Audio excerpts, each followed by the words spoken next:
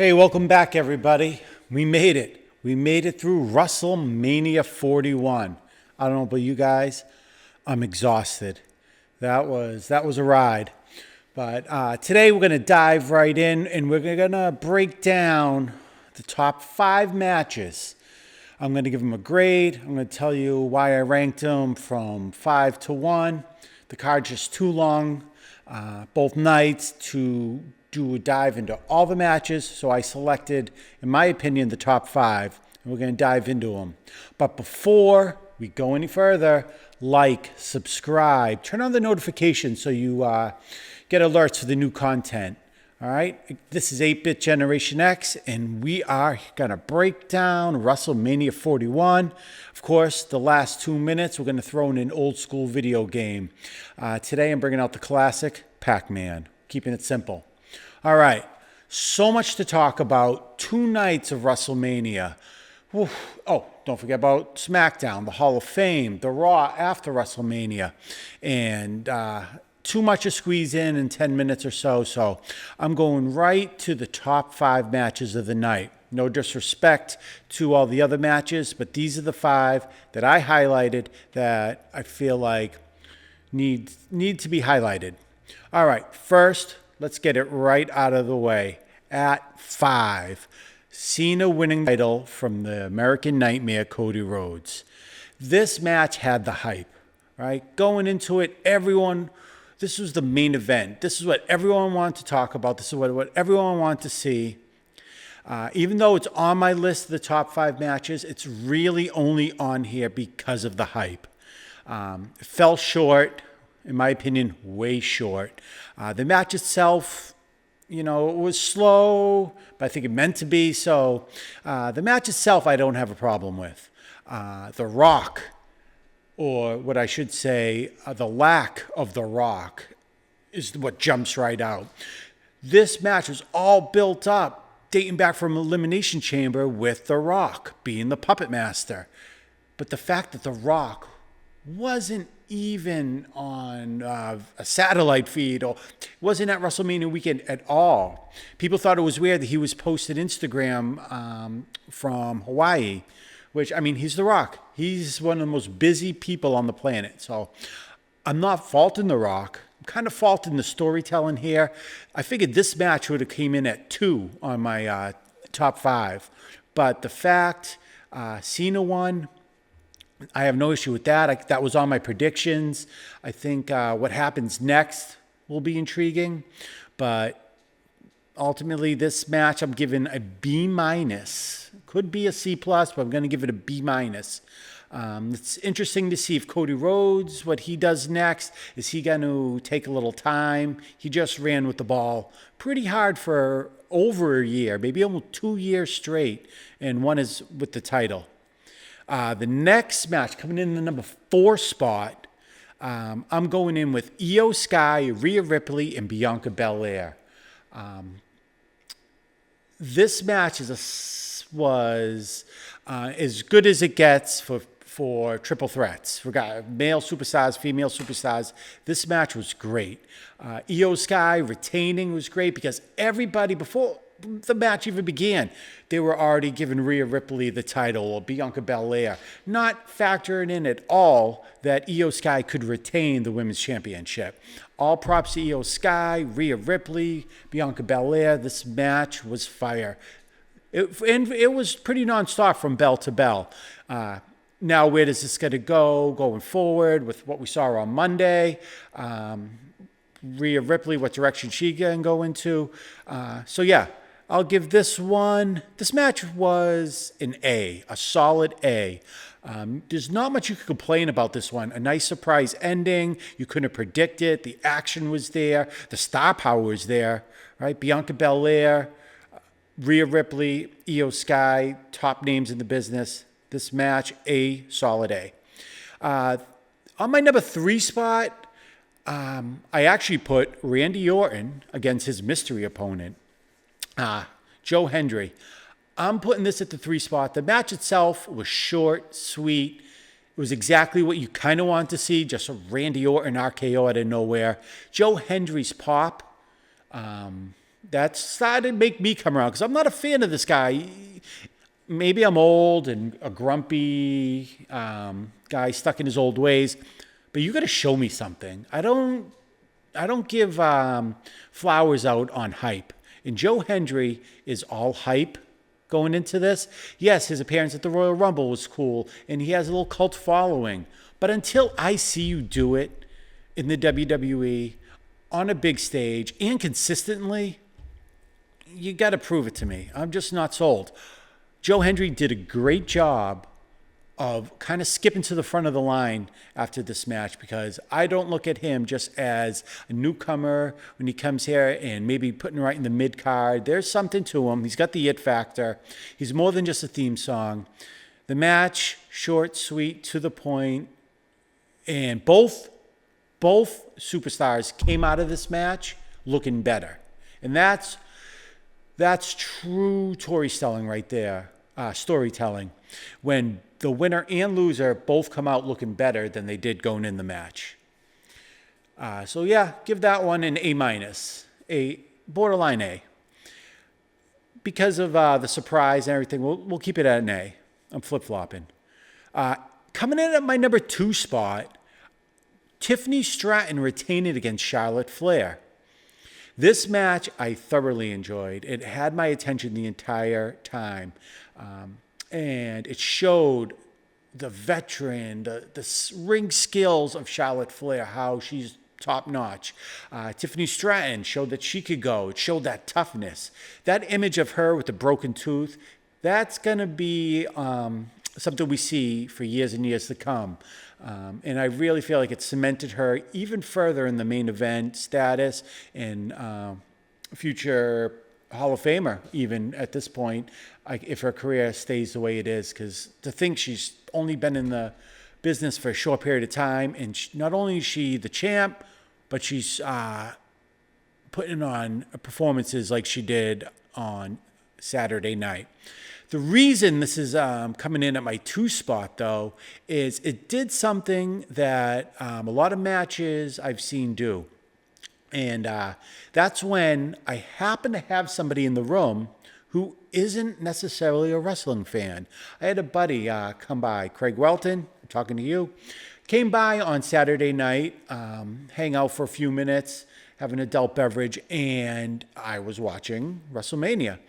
And his eyes were glued, he was laughing, he was cheering, and it's just something that this match had that captured the audience that isn't necessarily wrestling fans.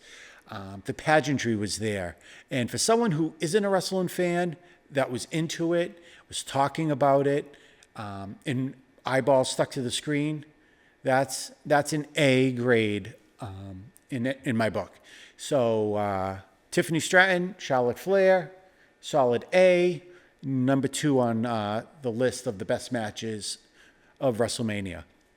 Now, the number 1 spot's open, and this should be the number 1 on anyone's list. CM Punk, Seth Rollins, Roman Reigns, Paul Heyman lurking in the shadows, right? How was this going to play out? And the match was unbelievable from start to finish. A lot of close pinfalls, everything. But you know what? We were all waiting to see how it was going to unfold.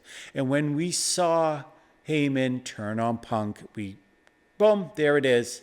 Roman Reigns, it could have ended there, right? Could have ended there. But another turn when he turned on Reigns and the low blows and then aligns himself with Seth Rollins.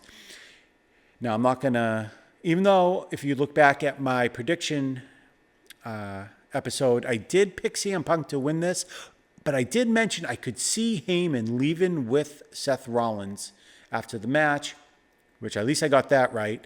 So this match was great because this match also did what a lot of WrestleMania main events should do, and it's kind of end a story, but yet continue it as well. And let's see how this new potential faction, especially what we saw on Monday night with Braun Breaker, and let's see if we have a new Dangerous Alliance. See how that goes. This match, A+. It's good as it gets. Triple threat matches can be a little hard to put on absolute classics. That's why you always need that little extra drama or interference, something to put it over the top. But this match delivered, and it's hard. Clearly, it's hard to deliver main events at WrestleMania. All of our expectations are so beyond being reasonable at this point. Wrestling fans, I love you guys. You're my people, but you are so hard to please. You're almost like Star Wars fans, Marvel fans. If you read comments, nothing's good anymore. Nothing's as good as it used to be. The expectations are just so high that it's impossible to live up to them. I try to avoid reading comments because I just shake my head. Believe me, sometimes they're warranted, but not in this case. So ultimately, those are my 5 top matches. We can't go any further with not talking about the dud of the night. The War Raiders, New Day, F. And to have a tag team title match with new champions getting F, that says something, right? The War Raiders, you just didn't even look like you belonged on the big stage. The match was sloppy. New Day, you're missing something. I don't know what it is this time around. I really didn't think you guys needed the titles anymore, so the title change fell flat to me. But the match was just sloppy. Could have went without it. So all in all, I'm going to give this WrestleMania a total score of a B-. And again, if I read other people's comments, I'm seeing a lot of people saying F. But you know what? Be reasonable, folks. It's WrestleMania. Your expectations are probably too high. This WrestleMania had A+ moments. It had F moments. It had a lot of average moments. But hey, it's WrestleMania 41. It's getting bigger and bigger. The only thing I noticed, something that stuck out to me for this WrestleMania, is I used to think of WrestleMania as a blow-off. It was all what happened from the last WrestleMania kind of coming to a head. Think back at WrestleMania 5 and how it was the blow-off of the Mega Powers exploding. And, WrestleMania 10, I can picture that whole thing with Yokozuna and Bret Hart. Where's that going? From WrestleMania 9, blow-off. But you know what? I don't see WrestleMania as a blow-off anymore. It's almost like season premiere of a show. And the Monday Raw after WrestleMania is episode 2. And it's just taking these storylines, tweaking them a little, and keeping them going. There's no blow-off anymore. And, I kind of miss those days where it was like, all right, that's WrestleMania. What's next? Now it's more like, that was WrestleMania, to be continued, which I guess that makes it must-see TV because we'll be tuning in. Anyway, those are my thoughts on the top 5 matches of WrestleMania. That's my dud of WrestleMania.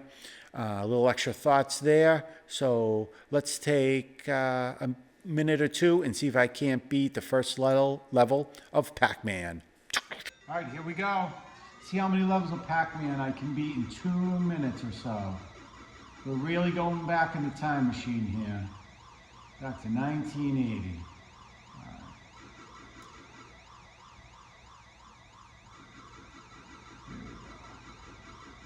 It's not the same.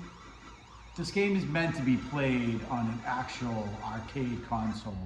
Playing it on the Atari with the joystick, that's all good. Playing on the Nintendo with a controller just doesn't hit the same way.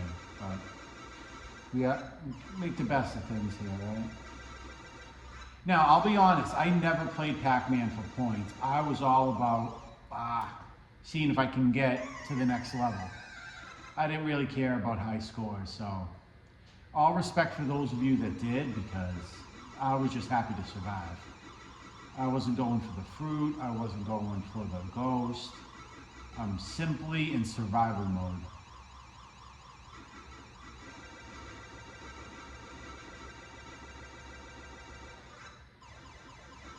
I should have got that guy, and I'm going to kind of trapped here. Ah, wow. One guy left here. I thought I'd at least do level 2, but I mean, I'll get there, but I won't have any lives to spare. Oop.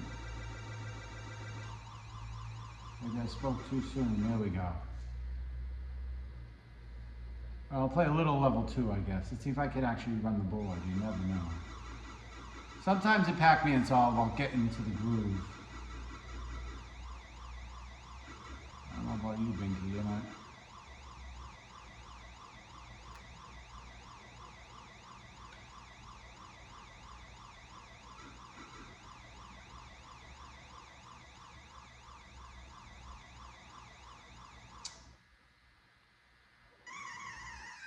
Not good. And game over. At least made it to the second level. I think I got to dust up on my Pac-Man skills here. Brush up on them, if you will. All right, till next time.